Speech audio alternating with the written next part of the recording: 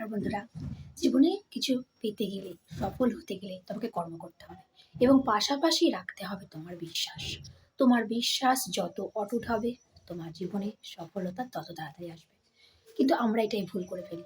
আমরা বিশ্বাস হারিয়ে ফেলি, আমরা আস্থা হারিয়ে ফেলি। আমরা সবসময় বলি কেন হচ্ছে না, কেন পাচ্ছি না।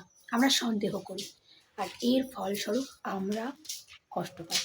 আমরা কিছু পেতে পেতেও সেটা হারিয়ে ফেলি।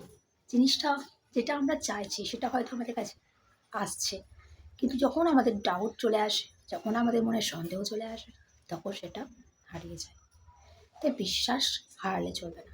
যত তোমার বিশ্বাস স্ট্রং হবে, ততই তুমি জীবনে বেশি উন্নতি করবে।